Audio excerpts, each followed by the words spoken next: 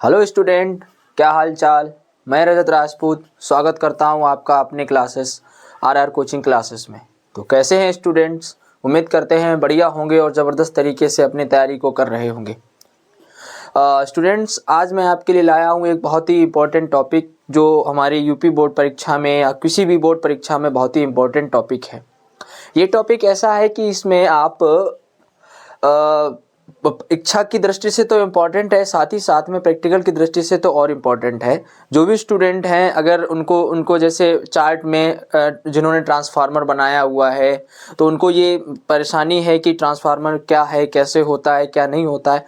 तो ये सब चीज़ें मैं आज यहाँ पर तुम्हारे लिए लेकर आया हूँ और उम्मीद करता हूँ कि इस पूरे वीडियो को देखने के बाद में आपके ट्रांसफार्मर संबंधी जितने भी डाउट हैं वो सारे दूर हो जाएंगे। ठीक है, तो जल्दी से अपनी कॉपी और पेन निकाल लीजिए और फटाक से जो है कॉपी पेन निकाल कर स्टार्ट हो जाइए। ठीक है, आज मैं आपके लिए लेकर आया हूँ ट्रांसफार्मर।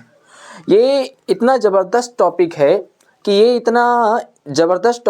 इसमें जो है हम ये सीखते हैं कि ट्रांसफार्मर क्या है, ट्रांसफार्मर का यूज किस लिए होता है। अगर हम एक बात को देखें तो ट्रांसफार्मर का मतलब क्या होता है? ट्रांसफार्मर का मतलब होता है परिवर्तित करना, बदलना। ठीक है, ट्रांसफार्मर मतलब है बदलना, मतलब यहाँ से। तो ये आपके सामने जो आपको दिख रहा होगा ये फिगर बना हुआ है। ठीक है, जिसमें जो है क्या होता है, किस हिसाब से होता है, पहले इस सारी बात के सभी बातों को हम चर्चा में करेंगे। सबसे पहले तो ट्रांसफार्मर है क्या, क्वेश्चन फर्स्ट कि ट्रांसफार्मर क्या है।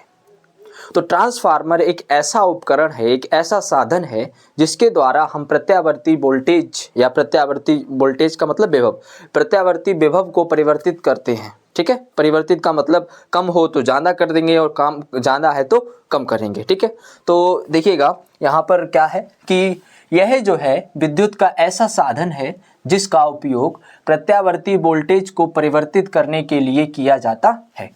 ठीक है, एक लाइन में साधारण तरीके से लिखना है और ये 5 अंक का महत्वपूर्ण टॉपिक है। तो इसको जैसे हम बता रहे हैं आप वैसे ही लिखने की कोशिश करें क्योंकि ये बहुत ही इंपॉर्टेंट टॉपिक है। ठीक है, एज इट इज़, ज़्यादा कोई गंदी लैंग्वेज नहीं है, ना ज़्यादा कुछ उसमें याद करना है, बस समझना है। अब एक बार अगर आप समझ जाओगे तो बहुत अच्छी तरीके से आप उसको एक्सप्लेन कर सकोगे। ओके, ठीक है, तो हम देखेंगे। ये हो गया तुम्हारा विद्युत का ऐसा साधन है जिसका उपयोग प्रत्यावर्ती वोल्टेज को परिवर्तित करने के लिए किया जाता है। और सबसे पहले अब हम बात करेंगे सिद्धांत के बारे में। सिद्धांत, कोई भी उपकरण जब बनाया जाता है तो वो किसी ना किसी प्रिंसिपल पे बनाया जाता है। किसी भी वैज्ञानिक ने अगर कोई नियम दिया है, कोई लॉ दिया है, तो उस पे आधारित उसके एप्लीकेशन होते हैं। एप्लीकेशन मतलब उपयोग, कि उस नियम का उपयोग करके हम क्या क्या चीज़ें बना सकते हैं। तो ठीक वैसे ही ये जो तुम्हारा ट्रांसफार्मर है इसका भी एक प्रिंसिपल है, एक सिद्धांत है। और सिद्धांत क्या है कि यह है अन्योन्य प्रेरण सिद्धांत। ठीक है, ये इस चीज को देखेंगे ना, किस पर? सबसे पहला मतलब जो ये है यहाँ पे कि अन्योन्य प्रेरण सिद्धांत।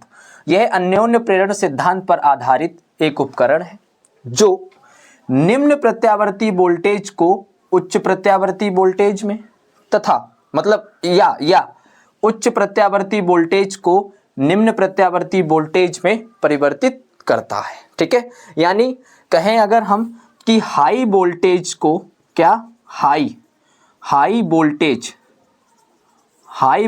से लो वोल्टेज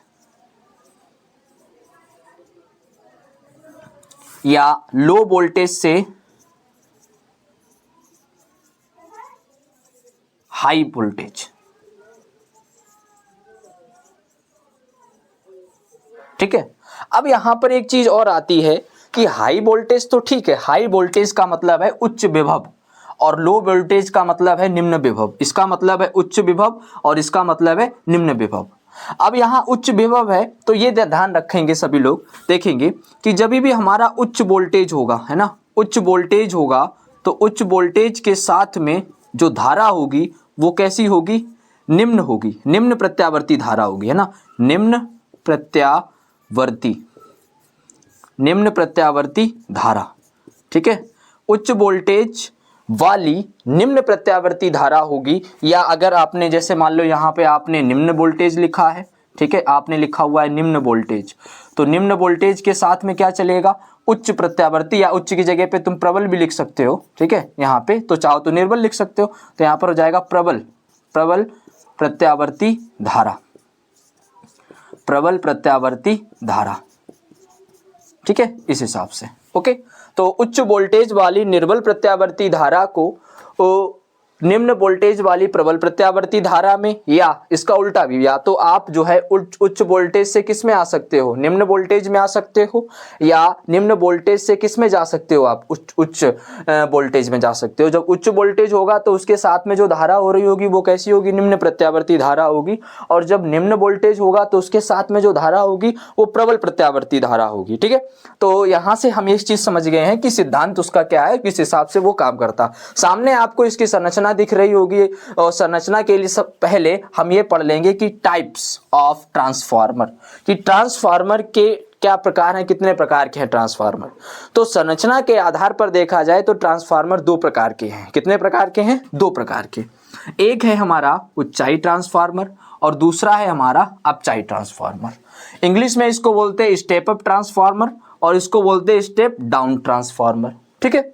अब है क्या, इसको मैं एक ट्रिक के द्वारा आपको समझाने की कोशिश करूंगा। ऊंचाई का मतलब होता है ऊंचा, ऊंचा, ठीक है। यानी जब तुम्हारा वोल्टेज ऊंचा हो रहा हो, वोल्टेज उच्च हो रहा हो, और उच्च वोल्टेज तुम्हारा देखो किस में हो रहा है, इसमें हो रहा नहीं हो रहा, देखो लो वोल्टेज से हाई वोल्टेज, तो ये वाला तुम्हारा कौन सा हो जाएगा, ये तुम्हारा हो जाएगा ऊंचाई ट्रांसफार्मर। ये कौन सा हो जाएगा?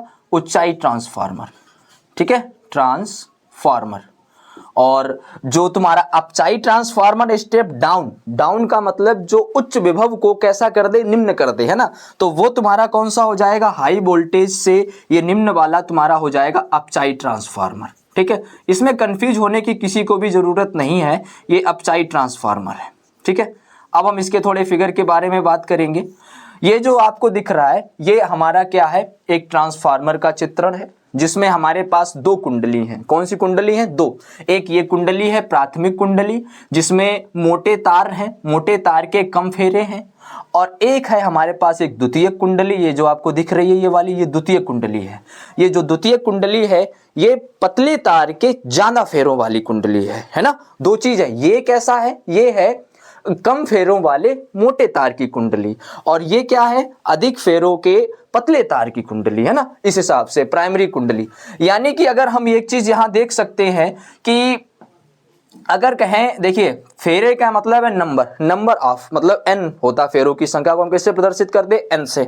यानी अगर हम कह सकते हैं कि अगर ऊंचाई ट्रांसफार्मर है तो ऊंचाई ट्रांसफार्मर में n जो p है वो क्या होगा, कम होगा, किसकी तुलना में, ns की तुलना में, है ना। np मतलब नंबर ऑफ प्राइमरी जो कुंडली है, प्राथमिक कुंडली है, वो उसमें देखो फेरे कैसे, ये जो तुम्हें ट्रांसफार्मर बना है ये ऊंचाई ट्रांसफार्मर का बना हुआ चित्रण है, ठीक है, ऊंचाई ट्रांसफार्मर बना हुआ है। इसमें देखो अगर आप तो फेरों की जो संख्या है वो कम है, किसकी तुलना में, इसकी तुलना में, इसकी तुलना में, ठीक है। हाँ, हालांकि तार का साइज थोड़ा चेंज होता है, जब इसमें कम फेरे हैं तो उसमें मोटे तार हैं, और इसमें अधिक फेरे हैं तो तार कैसा है, पतला तार है, ठीक है। तो जब ये तुम्हारा ऊंचाई ट्रांसफार्मर, अच्छा ऊंचाई ट्रांसफार्मर में दो बातें हमें पता होनी चाहिए। पहली क्या कि ये जो है उच्च विभव को किसमें चेंज कर, निम्न विभव को किसमें करता है, उच्च विभव वोल्टेज, उच्च प्रत्यावर्ती वोल्टेज में। साथ ही साथ में जो धारा है वो भी यूज करनी है। यहाँ पर तुम्हारी कैसी धारा होगी, वो प्रबल प्रत्यावर्ती धारा होगी, है ना, और इधर कैसी होगी तुम्हारी, निर्बल प्रत्यावर्ती धारा होगी, ठीक है। और ये जो होता है तुम्हारा अपचाई ट्रांसफार्मर, इसमें जो प्राथमिक कुंडली में फेरों की संख्या होती है वो ज्यादा होती है, किसके अकॉर्डिंग, द्वितीय कुंडली के मुकाबले, ठीक है।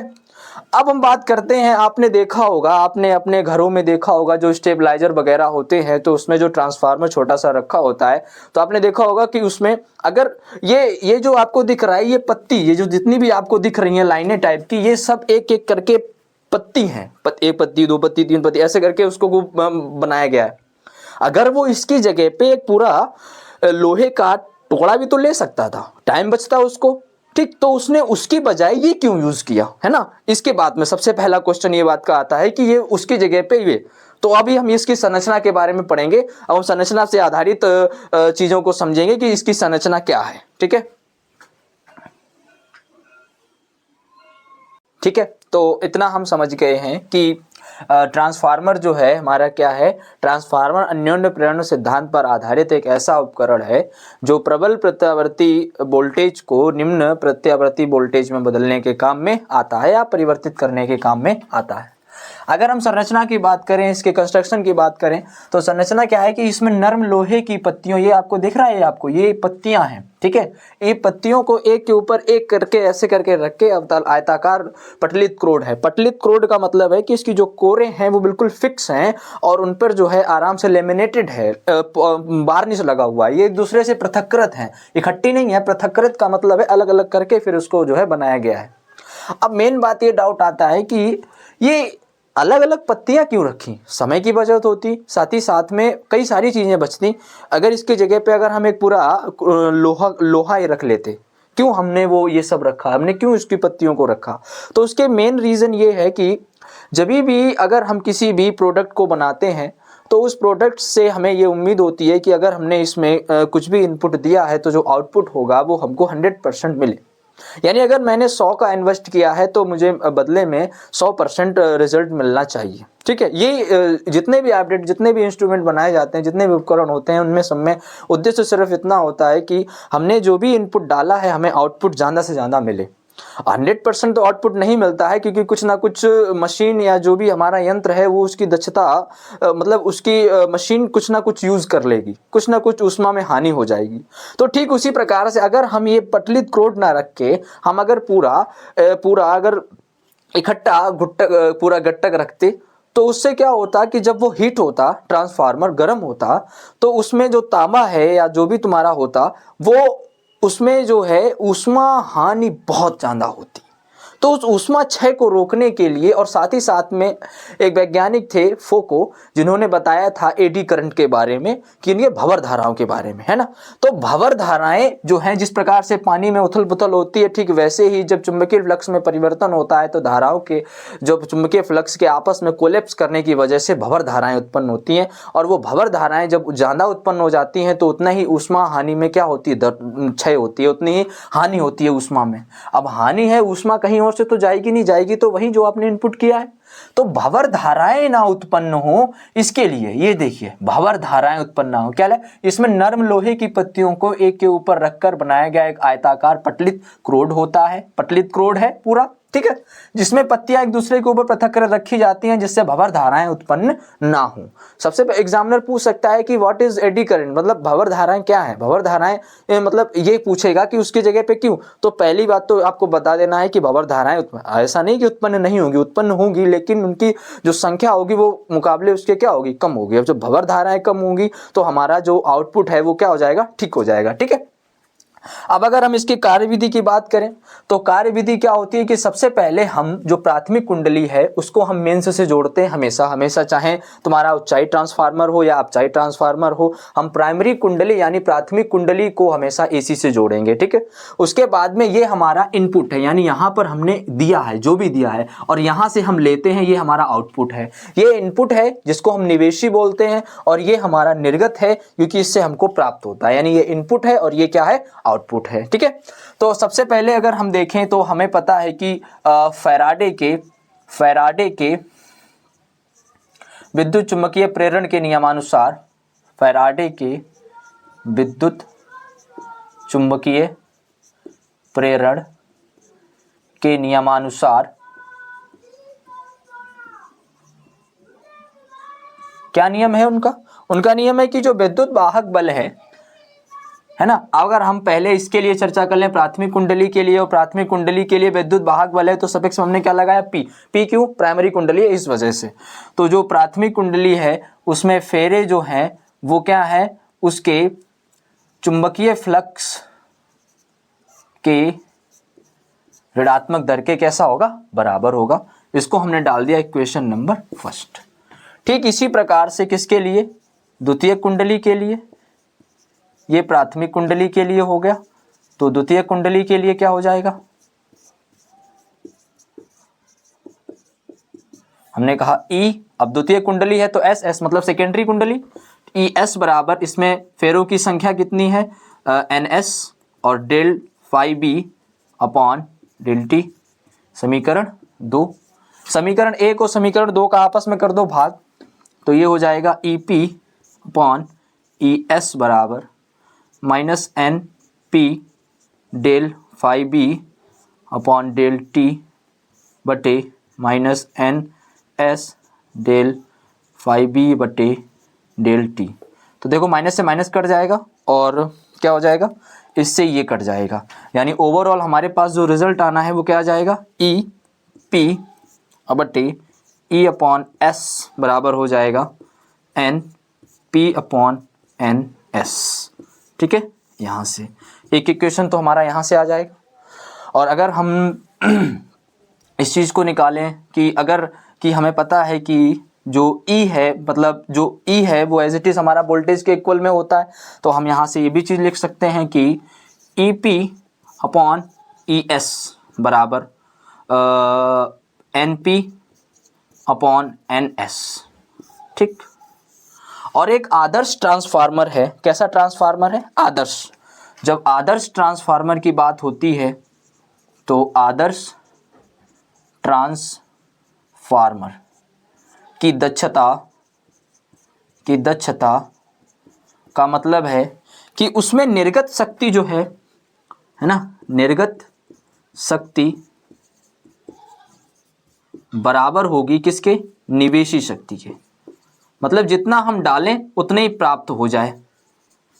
ओके, निर्गत शक्ति बराबर है किसके, निवेशी शक्ति के।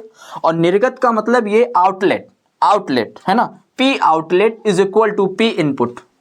और जो मिल रहा है वो हमको द्वितीयक में मिलेगा और जो हम डाल रहे हैं वो हमको प्राइमरी में मिलेगा। तो शक्ति P बराबर होता है क्या, V इंटू आई। P बराबर क्या होता है, V इंटू आई। तो हम यहाँ से इस चीज़ को लिख सकते हैं कि P इनपुट बराबर P आउटपुट। ठीक है, थोड़ा इधर हम लाइन करते हैं।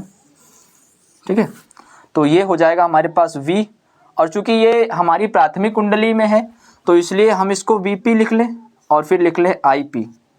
ऐसे इधर लिखेंगे तो VS और फिर IS। P ये बता रहा है कि ये प्राथमिक कुंडली के लिए, S ये बता रहा है कि ये द्वितीय कुंडली के लिए है।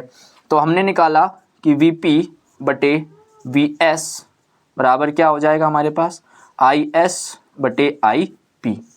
और अभी हमने आपको बताया कि लगभग E जो है वो किसके बराबर होता है, P के। तो यहाँ से अगर हम पूरी एक जनरल इक्वेशन देखें तो हमारे पास आ जाएगा BP बटे BS is equal to EP upon ES is equal to NP upon NS बराबर I। धारा के लिए उल्टा हो जाएगा IS और IP। और ये जो है एक संख्या के बराबर होता है जिसको हम बोलते हैं स्मॉल r, और जहाँ पे r है हमारा परिणमन अनुपात। ठीक है, इतनी बात समझ में आई आपके। ठीक है, तो इतनी बातें हमें क्लियर हो गई हैं कि ये फैराडे पर ये पूरा आपका है, इसको स्क्रीनशॉट ले लीजिए क्योंकि ये पूरा डेरिवेशन है। इस हिसाब से एक ये फार्मूला है, एक ये फार्मूला है, इस पे हमारे क्या आ जाते हैं, न्यूमेरिकल आ जाते हैं ना। तो ये न्यूमेरिकल हमारे कंठस्थ हो जाएंगे अगर हमने इस चीज़ को समझ लिया है।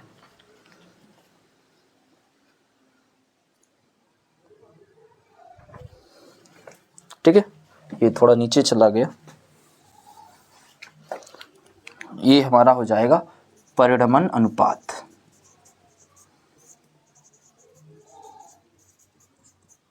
ठीक है, ओके। एक बात और है कि जो तुम्हारा ट्रांसफार्मर है वो हमेशा AC पर ही काम करता है, DC पर काम नहीं करता है। उसके पीछे रीज़न ये है कि जो हमारी AC तरंगें हैं, AC करंट है, वो इस फ्लो में बहती है। तो एक चक्कर में जो है वो एक दिशिक होती है, दूसरे चक्कर में विपरीत दिशा में घूमती है, जिससे क्या होता है, जिससे होता है चुंबकीय फ्लक्स में परिवर्तन। और चुंबकीय फ्लक्स में जब परिवर्तन होता है तभी होता है दूसरी कुंडली में प्रेरित विद्युत वाहक बल उत्पन्न। और जब प्रेरित विद्युत वाहक बल उत्पन्न होगा तभी वहां पर उत्पन्न होता है अन्योन्य प्रेरण की घटना, क्योंकि अन्योन्य प्रेरण की घटना तभी उत्पन्न होगी जब हमारे चुंबकीय फ्लक्स में होगा परिवर्तन। और चुंबकीय फ्लक्स में परिवर्तन के कई सारे कारण हैं, उनमें से एक कारण ये है कि सबसे पहले तो मैं आपको ये बताना चाहूँगा कि अन्योन्य प्रेरण है क्या। समझिएगा जरा, 1 मिनट का समय दीजिएगा। अन्योन्य प्रेरण क्या होता है कि सबसे पहले आप एक दो आप कुंडली लीजिए, एक कुंडली को किसी एसी से जोड़ दीजिए, दूसरी कुंडली को किसी भी अन्य परिपथ से मत जोड़िए, बस उसको ऐसे ही रख के दूसरी वाली जिससे आपने धारा जोड़ रखी ना इसके पास में इसको रख दीजिए, टच नहीं करना है, दूर रखना है। तो फिर क्या होगा, जैसे ही इस वाली कुंडली में आप धारा प्रवाहित करेंगे और धारा के मान में परिवर्तन होगा। धारा के मान में परिवर्तन का मतलब कभी बढ़ाएंगे कभी घटाएंगे, कभी बढ़ाएंगे कभी घटाएंगे, जिससे क्या होगा धारा के मान। और आपको पता है कि वैज्ञानिक ऑस्टेड ने बताया था कि जब किसी चालक में हम धारा प्रवाहित करते हैं तो उसके चारों तरफ एक चुंबकीय क्षेत्र उत्पन्न हो जाता है। तो एक बार चुंबकीय क्षेत्र उत्पन्न होगा, दूसरी बार में खत्म होगा, तो उससे होगा चुंबकीय फ्लक्स में परिवर्तन। चुंबकीय फ्लक्स में परिवर्तन की वजह से जो पड़ोस में कुंडली रखी है उसमें प्रेरित विद्युत वाहक बल उत्पन्न हो जाएगा। और अगर ये वाली कुंडली बंद है तो इसमें एक धारा उत्पन्न हो जाती, किसमें, दूसरी वाली कुंडली में। इसे हम बोलते हैं अन्योन्य प्रेरण सिद्धांत। क्लियर? तो आई होप आज हमने जो आपको टॉपिक समझाया है वो आपको समझ में आया हो। अगर समझ में आया है तो चैनल को सब्सक्राइब कर देंगे। मिलते हैं नेक्स्ट वीडियो में, तब तक के लिए जय हिंद।